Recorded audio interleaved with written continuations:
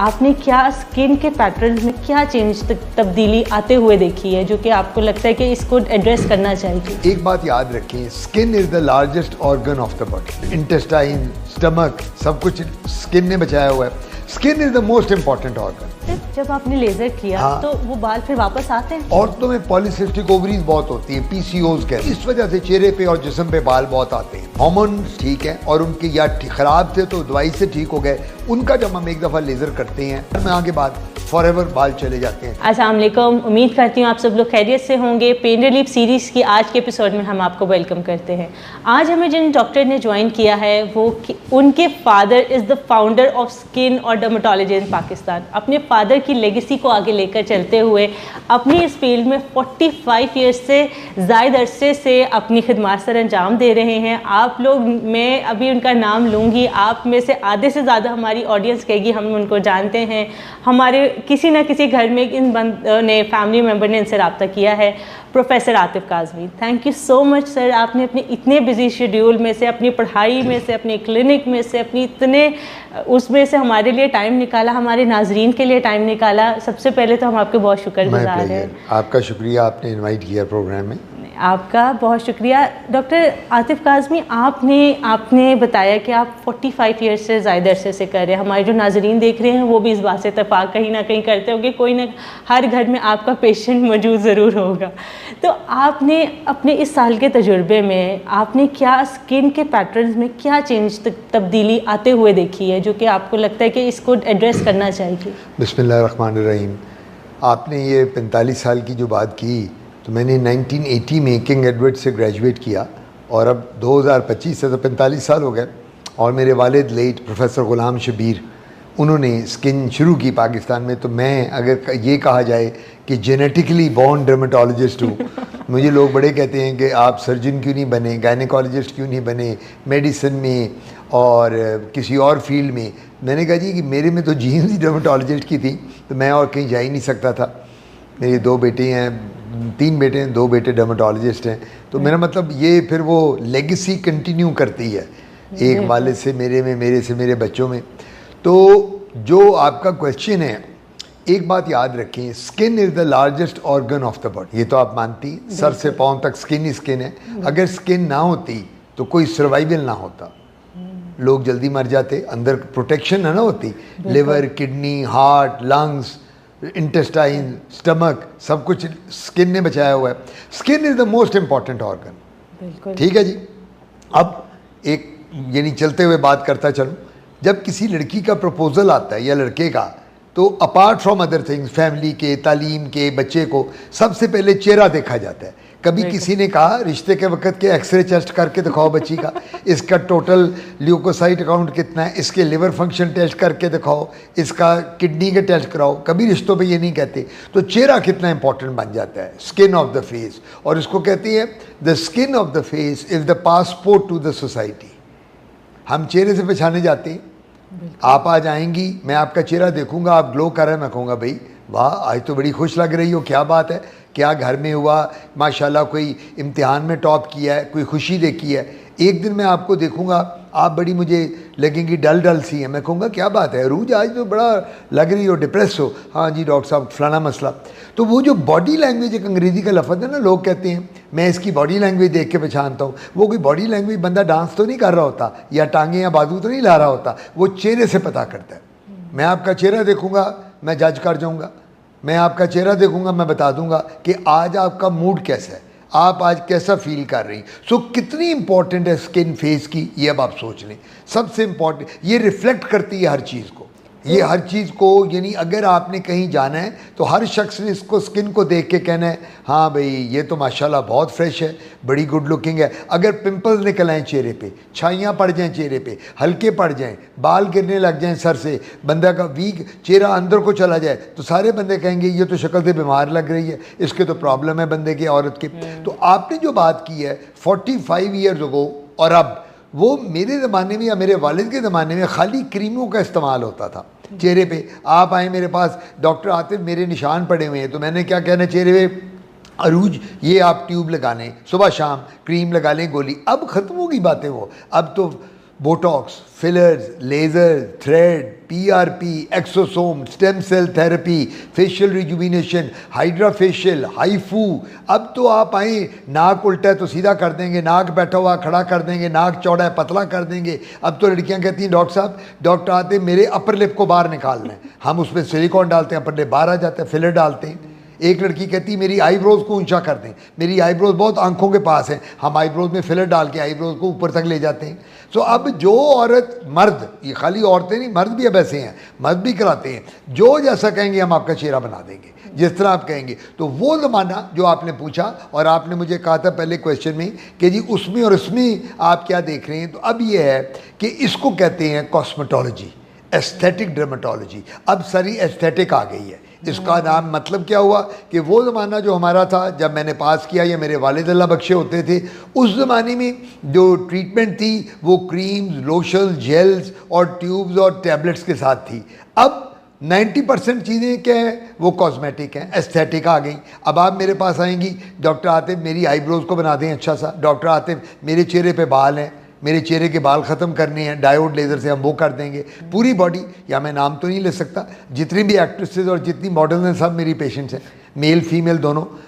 मैं पूरे उनकी बॉडी के बाल के लेज़र किया, फुल सर से पाँव तक। डॉक्टर आतिफ, जब आपने लेज़र किया, हाँ, तो वो बाल फिर वापस आते हैं? अगर पीरियड्स का प्रॉब्लम हो, अगर मेंस्ट्रुअल इरेगुलरिटीज़ हो, हार्मोनल इश्यूज़ हो, पॉलीसिस्टिक ओवरीज हो एक औरत में, सबसे पहले मैं क्या करता हूँ, आप मेरे पास आएंगी, आप एज ए पेशेंट आती हैं, डॉक्टर आते मेरे चेहरे पे बाल हैं, मेरे बाजू पे, जिस्म पे, टांगों पे, मैं वैक्सिंग थ्रेडिंग करती हूँ, मैं ये करती हूँ, ब्लीच करती हूँ। तो मैं पहला क्वेश्चन आपको करूँगा कि आपके हार्मोनल स्टेटस क्या है, आपके पीरियड्स के क्या, साइकिल नॉर्मल है, कितने बच्चे हैं। एक मैरिड औरत ने कहा जी 3 बच्चे हैं, नॉर्मल थे, नहीं जी सिजेरियन सेक्शन है। कोई मिस कैरेज है, जी मिस कैरेज भी है। कोई डीएनसी हुई, डीएनसी भी हुई। फिर मैं क्या करूँगा, मैं आपको कहूँगा आपने मेरे पास नहीं बैठना, आप उठ जाएँ और गायनी वाली के पास जाएँ। मैं गायनी के पास भेज के आपके सारे टेस्ट कराऊँगा, वो गायनी वाली आपकी सारी रिपोर्ट्स भेजेगी मुझे। जब वो रिपोर्ट्स आ जाएंगी, मैं जब देखूंगा अगर कोई गायनेकोलॉजिकल प्रॉब्लम होगी तो वो गायनेकोलॉजिस्ट आपको दवाइयाँ देनी शुरू कर देगी। अगर पीरियड्स का प्रॉब्लम है, हार्मोनल इश्यूज हैं, औरतों में पॉलीसिस्टिक ओवरीज बहुत होती हैं, पीसीओज कहते हैं, और इस वजह से चेहरे पे और जिस्म पे बाल बहुत आते हैं। अब आप ये सोचो, आपकी जो ग्रेट ग्रैंड मदर थी, मेरी ग्रेट ग्रैंड मदर्स, नानियाँ, दादियाँ, उनके तो कभी बाल नहीं आए थे, कभी उन्होंने उस जमाने में लेज़र का नहीं कहा था। क्या वजह थी? आप लोगों के, आजकल की बच्चियों के, औरतों को क्यों मसले हैं? क्योंकि आप लोगों ने डेली फास्ट फूड खाना है, आपने ये ड्रिंक्स, सॉफ्ट ड्रिंक्स लेनी है, आपने बाहर के खाने। हमारी नानियाँ दादियाँ देसी घी, प्योर दूध, प्योर दही, घर के खाने, मक्की की रोटी, साग। आजकल के बच्चों को घर में देसी घी रखो तो वो नाक बंद करते हैं। और मेरे बच्चे कहते थे मेरी वाइफ ज़मींदार हैं तो उनके वहाँ ज़मीनों से आता था वो देसी घी, मामा ये उठा के बाहर फेंके, सारे घर में स्मेल आ रही है घी की। अब ज़माना बदल गया है। तो होता ही है, अगर एक औरत के पीरियड्स ठीक हैं, हार्मोन्स ठीक हैं, और उनके या ख़राब थे तो दवाई से ठीक हो गए, उनका जब हम एक दफ़ा लेज़र करते हैं, 8 से 10 सेशन होते हैं एक माह के बाद जो करने पड़ते हैं। हर माह के बाद फॉरएवर बाल चले जाते हैं। पूरे बॉडी के हम लेज़र करते हैं, सर से पाँव तक, चेस्ट, कमर, बैक, हिप्स, टांगें, bikini area, thighs, legs, arms, ये फेस सारा साफ हो जाता है। मतलब आपने कहा जो आपने मेजर चेंज देखा कॉस्मेटोलॉजी में आया, बिल्कुल आई आपने, और इसका बहुत अच्छे से एक्सप्लेन किया कि क्या क्या प्रोसीजर आते हैं और इसके क्या क्या इफेक्ट आते हैं। तो आपके पास जो रेशियो आती है उसमें मेल ज़्यादा आते हैं या फीमेल ज़्यादा आते हैं? मेरा क्लाइंटेल ही फीमेल है। फीमेल तंग बहुत करती है। अगर किसी में दुनिया में, मैं तो हैरान हूँ कि ये औरत जो है, औरत ज़ात, मेरी अब शादी को 40-42 साल हो गए, तो मैं अपनी बेगम को मजाक करता हूँ, भाई औरत से अल्लाह बचाए, इतना वो तंग करती हैं आके, इतने सवाल बार बार वही, क्योंकि औरतों के मसले बहुत हैं। ये प्रॉब्लम देखे ना, आपने फेशियल कराना है, आपने मेरे पास आना है, हाइड्रा फेशियल कराना है, मेरे पास आना है, आपने अगर माइक्रोडर्म एब्रेजन करानी है, स्किन की पीलिंग करानी है, आपने मेरे पास आना है, आपने पीआरपी करानी। सो औरतों की ये बड़ी मसले हैं। जो फीमेल्स होती हैं ये सबसे ज़्यादा आती हैं, डॉक्टर आतिफ मेरा ये मसला है, मेरा ये मसला है, मेरा ये मसला है। डॉक्टर आतिफ, जब ये कॉस्मेटोलॉजी की अगर हम बात कर रहे हैं, तो जब आप शिफ्ट करते हैं इन सारे प्रोसीजर पे, तो क्या आपको फॉलोअप लेना पड़ता है या फिर एक दफ़ा प्रोसीजर करा लें वो लाइफ टाइम चलता है? No no no no no, ये बड़ा अच्छा क्वेश्चन है, वेरी गुड क्वेश्चन। इसका वंस आपका हमने बोटॉक्स शुरू कर दिया, वो लाइफ टाइम चलेगा, हर 6-9 माह के बाद। आज हमने फिलर डाला, फिलर 9 महीने बाद फिर आके डलवाओ। आज हमने सिलिकॉन डाला, आपकी लिप्स को बड़ा किया, ऊपर वाले नीचे वाले जो कराए, आईब्रोज को बड़ा किया, फिर आपको 6 महीने बाद। ये वन टाइम प्रोसीजर नहीं है, ये चलते रहते हैं प्रोसीजर जो ये होते हैं, इनको आपको कराना पड़ता है। पीआरपी का ये होता है कि वो 5, 6, 7 प्रोसीजर में चेहरे के जो दाग धब्बे होते हैं, जो गड़े पड़ जाते हैं, जिसको पिट्स और स्कार्स कहते हैं, एक्नी के बाद कील वहाँ से नहीं निकलते बच्चों को, उसके बाद निशान रह जाते हैं, वो 4-5 सेशन में चले जाते हैं। अच्छा, यंग एज में एक बंदा जो है 20, 25, 30 साल का है, यंग है, आप अगर 20, 25 साल, 30 साल की, हम कहते हैं डॉक्टर साहब मेरे तो बाल गिर गए, सारे बाल ही मेरे उड़ गए, मैं पढ़ती बहुत थी, या मेरी शादी हुई है, 2 बच्चे पैदा हुए हैं, उसके बाद मेरे बाल गिर गए, हम पीआरपी करेंगे, सब बाल वापस आ जाएंगे। पीआरपी वो भी 4-5 सेशन होते हैं। लेकिन जो बाकी प्रोसीजर हैं, जिस तरह बोटॉक्स है, फिलर्स है, थ्रेड्स हैं और अपना हाइड्रा फेशियल है, ये बार बार कराना पड़ता है। ये बार बार।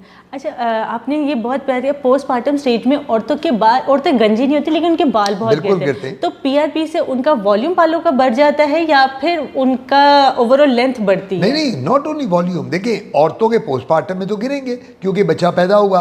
अब बच्चा पैदा होने के बाद माँ ने फीड भी कराना है, माँ ने अपनी जो हार्मोनल चेंजेस थी जो ड्यूरिंग प्रेगनेंसी आई, अब वो नॉर्मल हो रही हैं, तो उसके बाद वॉल्यूम के अलावा लेंथ बढ़ती है बालों की। और यंग एज में तो बाल इमीडिएटली पीआरपी के बाद, पीआरपी का मतलब क्या होता है? Platelet rich plasma. Platelet rich plasma का क्या मतलब है? आप मेरे पास आई, डॉक्टर साहब मेरे बाल गिर रहे हैं, बच्चे हो गए, मैंने ये करना है, मैं क्या करूँगा? आपका ब्लड लूँगा, आप ही का। मैंने ब्लड ड्रॉ किया, about 20 ml of blood, 20 millilitre लेते हैं, ml लेती है, उसको सेंट्रीफ्यूग करूँगा। एक मशीन होती है जिसमें हम उसको सेंट्रीफ्यूग करते हैं, ब्लड डालते हैं, उसमें से 10 to 12 ml ऑफ प्लेटलेट्स निकलते हैं। उन प्लेटलेट्स को हम हर स्किन के बालों में जड़ में इंजेक्ट करते हैं लोकल एनेस्थीसिया के साथ, ताकि आपको पेन ना हो। वो हम करेंगे, हर महीने बाद करेंगे। और माशाल्लाह जो पोस्टमार्टम लेडी होती है, जब उसका वो पीरियड गुजर जाता है, 6 महीने साल प्रेगनेंसी के ख़त्म हो जाते हैं, बच्चा भी साल का हो जाता है, तो वो अल्टीमेटली वो बड़ा अच्छा फील करती है। वो कहती है मेरा खाली वॉल्यूम नहीं बढ़िया, मेरी तो लेंथ जो पीछे थी उससे भी ज़्यादा हो गई, उससे भी ज़्यादा हो गई है। बहुत अच्छा, क्योंकि इस मामले में औरतों को कहीं ना कहीं ये टेंशन होती है कि पहले बाल हमारे, आधे से ज़्यादा लोग क्या कहते हैं हमारी कमर तक के बाल थे, अब बच्चे होने के बाद इतने रह गए। प्रेगनेंसी में फ़र्क पड़ता है, आफ्टर ऑल बच्चे के डिलीवरी के बाद ये चीज़ें तो आती है एक औरत में। जो आपके पास मर्द हजरात हैं या फीमेल्स करवा रही हैं, तो उससे उनकी बॉडी में या फिर ब्लड लेवल में कोई चेंजेस आते हैं या कोई म्यूटेशन की वजह तो नहीं बनते ये प्रोसीजर? ये सेफ है? Very safe. सबसे पहला क्वेश्चन जो औरत पूछती है आके, डॉक्टर साहब इसका कैंसर तो नहीं बन जाता लेजर के बाद? पहला सवाल। या मर्द जो never, if you are in proper hands. मैं हमेशा कहा कर, देखिए ना, मुझे कोई कहे डॉक्टर आतिफ आपका बड़ा तजर्बा है, आप जहाज चला दें, PIA का जहाज जा रहा है, वो आप पायलट बन जाए, आई कैन डू दैट, मैं तो नहीं ना कर सकता। हर बंदा काम वो करे जो आता है। आप एक एंकर हैं, आप ये एंकर का काम करती हैं, मैं आपको कहूँ कि आप मेरे मरीज़ देखने शुरू कर दें, मैं मुल्क से बाहर जा रहा हूँ, आप कहेंगे जी मैं तो एंकर हूँ। मुझे आप कहें डॉक्टर आते आप एंकर बन जाएंगे या करें, मैं कहूँगा आई कान डू इट, क्योंकि मैंने वैसे बहुत एज एन एंकर मैंने बड़ा काम किया, डर्मेटोलॉजी के हज़ार प्रोग्राम कर चुका हूँ स्किन के डिफरेंट चैनल से। लेकिन मैं ये कहूँगा जी I am a dermatologist. So beautician जो है हमारी, मेरा ये उनके लिए मैसेज है आपके प्रोग्राम के थ्रू कि आपका काम ये है, आप ब्राइडल मेकअप करें ब्यूटिशन का, आप मैनिक्योर पेडिक्योर करें, आप आर्म फेशियल करें, आप स्ट्रीकिंग करें बालों की, पर्मिंग करें, उसकी लेंथ के लिए करें, एक्स्ट्रा बाल लगा के वो जो फ्रिदी बाल हैं, आपका काम एक्नी को, छाइयों को, मेलाज़मा को, तिलों को ठीक करना नहीं है। मेरा काम, अब मेरे पास आप आ जाएं, डॉक्टर आतिफ कादरी मुझे ब्राइड बना दो, मेरा काम नहीं है आपको ब्राइडल मेकअप करना। मैं आप मुझे कहें डॉक्टर आते मेरे बालों की स्ट्रीकिंग कर दो, मेरी पर्मिंग कर दो, मेरी स्ट्रेटनिंग कर दो, मैं तो नहीं ये करूँगा। मैं आपको सीधी कहूँगा अरूज आप सीधा ब्यूटिशियन के पास जाएं। वो देखिए जो जिसका काम है उसको वो करना चाहिए। हमारी ब्यूटी क्लिनिक्स में क्या हो रहा है, जितनी ब्यूटिशियन हैं FA BA पास, मैट्रिक पास, वो क्या कर रही हैं, सारे प्रोसीजर कर रही हैं और वो मुँह जला देती हैं, वो लेज़र के साथ मुंह जल जाता है। अब होता क्या है, मेरे पास लड़की शाम को आती है, उसकी माँ लेके आती है, डॉक्टर आतिफ परसों इसकी बारात है, इसका तो मुंह जल गया, और रो रही होती है, माँ भी बेटी भी। मैं कहता हूँ क्यों गई थी आप उधर? हाय आपके तो प्राइवेट में पैसे ज़्यादा होते हैं, हमने कहा चले, वो बहुत कम ले रही थी, 2000 में कर रही थी। तो मैं उन्हें क्या कहता हूँ पंजाबी में, सस्ता रोए वार वार, महंगा रोए एक बार। Why do you go to them? तो जब आप क्वैक्स, इसको अंग्रेजी में क्वैक कहते हैं, उर्दू में कहते हैं अतायत, अताई लोग जिनको अपना काम नहीं आता, जब आप उनके पास जाएंगे आपका बेड़ा गर्क होगा। सो मेरी एक ही एडवाइस है अपनी बहनों को, भाइयों को, सुनने वाले व्यूअर्स को, कि जब भी कोई प्रॉब्लम स्किन की हो और कोई आपने प्रोसीजर कराना हो, सिवाय क्वालिफाइड डर्मेटोलॉजिस्ट के किसी के पास ना जाए।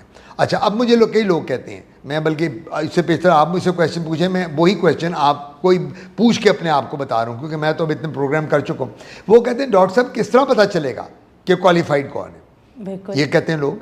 मैं आपको बताता हूँ, आजकल मोबाइल हर एक के पास है ना? गूगल, इंटरनेट हर एक के पास है। गूगल पे जाएं, सर्च करें the best dermatologist, the best aesthetic person, the best cosmetologist in your area. आप जिस एरिया में रहती हैं उसमें आप ढूंढ लें। और जो मेडिकल कॉलेजेस लाहौर में बने हुए हैं, मैं तो लाहौर में हूँ या पाकिस्तान में जहाँ भी हैं, वहाँ जो डिपार्टमेंट ऑफ डर्मेटोलॉजी हैं पूरे, अगर वो आप देखें तो उन डिपार्टमेंट में प्रोफेसर, एसोसिएट, असिस्टेंट, SR ये सब मौजूद हैं और वहाँ ये सारे प्रोसीजर होते हैं। They are qualified people. और अगर आप एक और बात करती हैं, आप कहती हैं डॉक्टर आतिफ मैं आपको अफोर्ड नहीं कर सकती, यू आर एक्सपेंसिव, मैं नहीं, मुझे कोई सस्ता बताएं।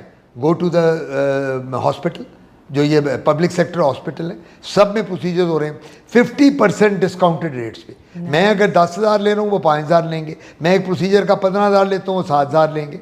तो आपको ये सारे प्रोसीजर अवेलेबल हैं, थोड़ी आपको हिम्मत करनी है, आपने पढ़ना है, गूगल पे सर्च करना है, फिर आपको पता चलेगा what is bad and what is good.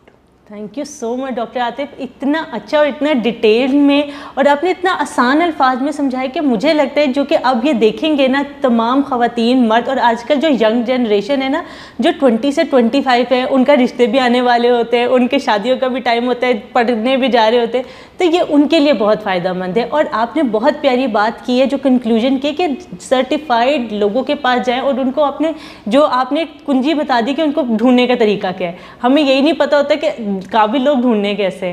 तो आपने तो आज तो मुझे लगता है आपने छोटा पैकेट बड़ा धमाका हमारे नाजरीन के लिए किया है, और मैं उम्मीद करती हूँ इन तमाम चीज़ों से उनको बहुत फ़ायदेमंद होगा। Any last word you want to conclude? मैं एक ही कंक्लूड करूँगा। लोग मुझे आके कहते हैं डॉक्टर साहब मेरे चेहरे पे ग्लो किस तरह है? हर शख्स को दिल करता है ग्लो है। एक ही तरीका है, 5 वक्त की नमाज़ पढ़ें, कुरान पढ़ें, अल्लाह के नज़दीक हो जाएं। जब कभी हॉलीडे पे जाना हो तो हमेशा मरी, नथिया गली और बोरूबन ना जाएं, अल्लाह पाक के घर होके आएँ, अल्लाह पाक को सलूट मार के आएँ, और सारी बीमारियां सब कुछ वहाँ जाके दूर हो जाता है। जब आप अल्लाह के घर बैठते हैं, नबी पाक के रोज़े पे जाते हैं, इतना ग्लो आता है, इतना सुकून आता है। अपने गुनाहों की माफ़ी मांगे और कहें अल्लाह ताला मैं आपके घर में आ गया हूँ, मैं आपका नौकर हूँ, मैं आपका सब कुछ मुलाजिम हूँ, मैंने आपसे ही लेना है सब कुछ दुनिया में। तो मैं कहता हूँ कि आपके ग्लो भी रहेगा, आपका चेहरा भी चमकता रहेगा, आपकी नमाज़ें भी काम आएंगी, आपका कुरान भी काम आएगा। तो मेरा ये मैसेज है कि आप अपने आप को जब मज़हब की तरफ, मैं ये नहीं कहता कि आप कोई बहुत इतने रिलीजियस बन जाएं, लेकिन नमाज और रोज़ा, ज़कात, ये हम हुकूकुल अबाद, हम इन चीज़ों को अगर फुलफ़िल कर लें तो हमारे चेहरे पे कभी भी कोई झुर्री भी नहीं पड़ेगी। Thank you so much. और ये इतने अच्छे अपने अल्फाजों में किया है, और एक बग़ैर फ्री का एक नुस्खा बता दिया फॉर एवर ग्लो के लिए। इंशाल्लाह मैं उम्मीद करती हूँ हमारे नाजरीन के लिए वीडियो फ़ायदेमंद रहेगी। कोई भी क्वेश्चन हो काइंडली कमेंट सेक्शन में हमसे ज़रूर पूछें। डॉक्टर की डिटेल भी कमेंट्स में, डिस्क्रिप्शन में मौजूद हैं, आप डायरेक्ट भी डॉक्टर आतिफ से रब्ता कर सकते हैं। इंशाल्लाह मिलते हैं पेन रिलीफ सीरीज़ के नेक्स्ट एपिसोड।